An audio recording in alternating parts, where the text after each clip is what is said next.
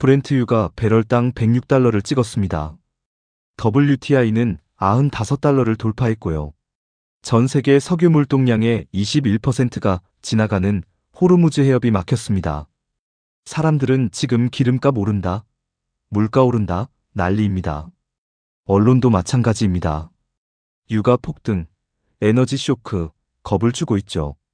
그런데 이거 절반만 맞는 이야기입니다. 왜냐하면 이 혼란 속에서 혼자 조용히 돈을 긁어모으는 나라가 있기 때문입니다. 미국입니다. 호르무즈가 막힐수록 미국 에너지 수출은 사상 최고치를 경신하고 있습니다. 이게 무슨 말인지, 이게 왜 우리 투자에 직결되는지 오늘 이 영상 끝까지 따라오시면 시장을 보는 눈이 완전히 달라져 있을 겁니다. 끝까지 함께 해주세요. 안녕하세요. 영상 유익하게 시청하시길 바라며 구독과 좋아요 부탁드립니다. 먼저 지금 상황부터 정리해드리겠습니다. 호르무즈 해협. 지도에서 보면 페르시아만 입구에 위치한 아주 좁은 수로입니다. 폭이 가장 좁은 지점은 33km에 불과합니다. 그런데 이 33km짜리 목구멍을 통해 하루에 전 세계 석유 수송량의 21%, 전 세계 LNG 물량의 20%가 지나갑니다. 이게 막히면 어떻게 되는지 숫자로는 감이 잘 안 오실 겁니다. 비유하자면 한국 전체 전기의 절반을 공급하는 송전선이 딱 하나 있는데 그게 끊어진 것과 같습니다. 다른 경로가 없습니다. 그냥 끊어진 것입니다. 4월 들어서 상황은 급격히 나빠졌습니다. 시간 순서대로 짚어보겠습니다.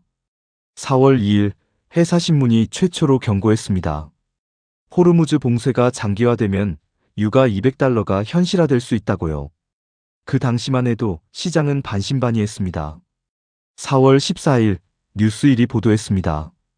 호르무즈 재봉쇄 우려에 WTI가 100달러를 돌파했고 최대 170달러 전망까지 나왔다고요.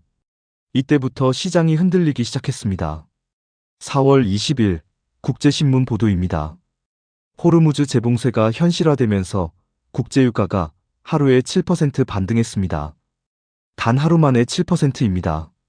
4월 23일 YTN이 트럼프 발언을 전했습니다. 이란과 합의가 이루어질 때까지 해협 봉쇄를 유지하겠다고요. 이란의 핵개발 포기도 선결 조건이라고 못 박았습니다. 같은 날 WTI는 95달러를 돌파했습니다. 4월 24일 브렌트유가 105달러를 뚫었습니다. 4월 25일 파키스탄에서 예정됐던 미국과 이란의 2차 협상이 결렬됐습니다. 협상이 무산되자 브렌트유는 100.33달러, WTI는 96.66달러까지 치솟았습니다. 그리고 지금 4월 27일 현재 브렌트유는 106달러, WTI는 95달러를 오가고 있습니다. 이게 단순한 지정학적 분쟁이 아닙니다. 시장이 완전히 새로운 국면에 진입한 것입니다. 이란이 선박 두 척을 직접 공격하고 납포했습니다. 호르무즈를 지나는 선박들이 자체적으로 항로를 바꾸고 있고 일부는 아예 운항을 중단했습니다. 여기서 가장 충격적인 발표가 나왔습니다. 세계 최대 유전 서비스 업체 베이커 휴즈가 4월 24일 공식 발표했습니다. 호르무즈 해협이 2026년 상반기 중에는 완전히 열리지 않는 것을 전제로 기업 전략을 재편했다고요. 봉쇄가 변수가 아니라 상수라는 것입니다. 이건 엄청난 선언입니다. 글로벌 에너지 인프라 기업이 이 상황을 단기 변수가 아니라 구조적 환경으로 받아들이기 시작했다는 뜻이니까요. 시장의 대다수는 여기까지만 봤습니다. 유가 오른다. 인플레이션 온다. 겁난다. 그런데 진짜 돈의 흐름은 따로 있습니다. 여기서부터 집중해 주십시오. 호르무즈가 막히면서 아시아와 유럽이 패닉에 빠졌습니다. 중동산 원유와 LNG를 공급받던 나라들이 대안을 찾아야 했습니다. 그 대안이 어디냐고요? 미국입니다. 미 에너지정보청 EIA가 공식 발표했습니다. 지난주 미국의 원유석 유제품 수출이 하루 1290만 배럴로 사상 최고치를 기록했습니다.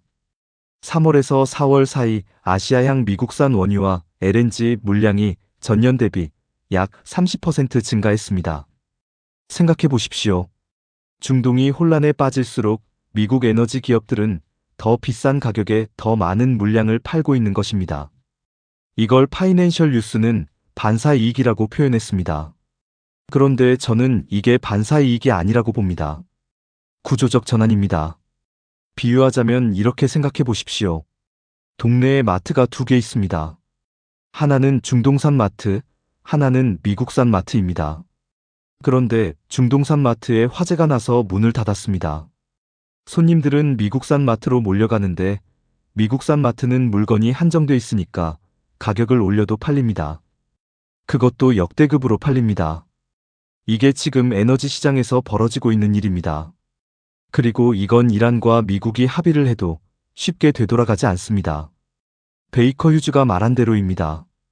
전쟁이 끝나도 호르무즈 해협의 지정학적 위험은 상수가 돼서 에너지 가격의 지속적인 위험 프리미엄으로 남습니다. 한번 다변화된 에너지 공급망은 다시 중동 의존으로 바로 돌아가지 않습니다. 이 흐름에는 또 다른 묘한 반전이 있습니다. 골드만삭스입니다.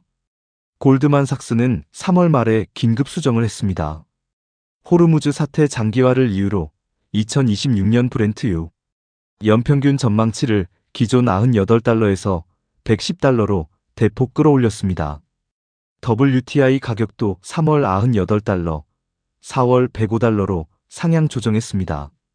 그리고 최악의 시나리오에서는 배럴당 140달러에서 160달러까지 폭등할 수 있다고 경고했습니다. 이 숫자들이 갖는 의미가 무엇이냐고요? 단순히 기름값이 비싸진다는 게 아닙니다. 글로벌 자본의 에너지 섹터 베팅 방향이 달라진다는 것입니다. 골드만이 움직이면 자금이 움직입니다. 그러면 이게 글로벌 경제 전반에 어떤 파문을 일으키고 있는지 살펴보겠습니다. 세 가지 축으로 나눠서 보겠습니다. 첫 번째는 미국 연준입니다. 상식적으로 생각하면 유가가 오르면 인플레이션이 오르고 인플레이션이 오르면 연준이 금리를 못 내리지 않습니까? 그런데 모건 스탠리는 다른 분석을 내놓았습니다. 유가 주도 인플레이션 충격에도 불구하고 연준이 2026년 금리 인하를 진행할 것이라고요. 왜냐하면 핵심 변수는 에너지 가격 자체가 아니라 장기 인플레이션 기대가 안정적으로 유지되는지 여부라는 것입니다. 지금까지 장기 기대 인플레이션은 비교적 안정적으로 유지되고 있습니다. 에너지 쇼크가 일시적 성격이라고 시장이 판단하고 있다는 뜻입니다.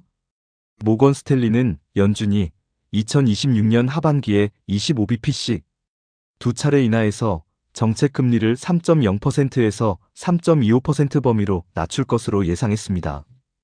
여기에 중동 분쟁 이후 금융 여건이 이미 크게 긴축됐다는 점도 중요합니다. 강세 달러, 높은 유가, 상승하는 주식 리스크 프리미엄이 복합적으로 작용해서 약 80bp 금리 인상과 동등한 긴축 효과를 내고 있습니다. 연준 입장에서는 추가로 금리를 더 올릴 필요가 줄어든 것입니다. 두 번째는 중국입니다. 중국은 이 상황에서 가장 심각한 타격을 받고 있습니다.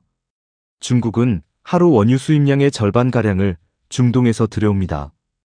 호르무즈가 막히면 중국은 당장 대안이 없습니다. 러시아 파이프라인 물량은 한계가 있고 미국산 원유를 사자니 트럼프와의 무역 갈등이 걸립니다. 중국의 에너지 수입 비용이 폭등하면 제조업 원가가 오르고 수출 가격 경쟁력이 낮아집니다. 이미 글로벌 공급망 차질이 현실화되고 있는 가운데 중국의 성장 엔진이 추가로 압박받는 상황입니다. 이건 글로벌 디플레이션 압력으로 이어지는 역설적인 효과를 낼 수 있습니다. 세 번째, 그러면 한국은 어떻게 되는지 보겠습니다. 이게 저희에게 가장 직결되는 이야기입니다. 한국은 에너지 수입 의존도가 절대적입니다. 원유의 거의 전량을 수입에 의존하는 나라입니다. 지금 브렌트유 106달러면 국내 기름값에는 어떻게 반영될까요? 국제유가가 10달러 오를 때마다 국내 휘발유 가격은 리터당 수십 원 단위로 오릅니다. 지금처럼 유가가 1년 새 수십 달러 올랐다면 체감 물가 압박은 상당합니다. 현대제철은 최근 컴콜에서 직접 언급했습니다. 호르무즈 봉쇄로 인한 물류비 증가 부담이 실제로 발생하고 있고 근거리 물류로 전환에 주력하겠다고요. 이게 단지 현대제철만의 이야기가 아닙니다. 국내 정유사, 석유화학사, 항공사, 해운사 전체가 이 비용 압박을 받고 있습니다. 그리고 원화 환율 문제도 있습니다. 유가가 오르면 달러 수요가 늘고 원화가 약세가 되는 경향이 있습니다. 2026년 말 PCE 물가 상승률이 예상치보다 0.2%에서 0.4%p 추가로 오를 수 있다는 전망도 나왔습니다. 이건 한국은행의 금리 인하 경로에도 변수가 됩니다. 그러면 이 상황에서 투자자로서 우리는 어떻게 판을 읽어야 할까요? 세 가지 시나리오로 정리해드리겠습니다. 베이스 시나리오입니다. 가장 현실적인 전개입니다. 미국과 이란이 3개월 내에 부분 합의를 이루고 호르무즈 해협이 제한적으로 재개방됩니다. 브렌트유는 100달러에서 110달러 사이에서 안정을 찾습니다. 연준은 하반기에 금리를 한두 차례 인하합니다. 이 시나리오에서 주목해야 할 자산군은 미국 에너지 섹터입니다. 엑슨모빌, 쉐브론 같은 메이저 오일 기업들은 이미 수출량 최고치를 경신하고 있습니다. 유가가 100달러 이상에서 형성된다면 이들의 이익률은 구조적으로 높아진 것입니다. 동시에 한국에서는 에너지 비용 압박이 수익성에 직결되는 항공, 해운, 정유, 정제 마진 변화를 주시하셔야 합니다. 베스트 시나리오입니다. 미국과 이란이 빠르게 포괄적 합의에 성공하고 이란 핵합의와 제재 해제가 동반됩니다. 이란 원유가 다시 글로벌 시장에 풀리면 유가는 단기적으로 80달러 아래로 내려갈 수도 있습니다. 이 경우 항공, 해운, 정유 섹터는 원가 부담이 낮아지면서 수혜를 받습니다. 인플레이션이 꺾이면서 연준의 금리 인하도 속도가 빨라질 수 있습니다.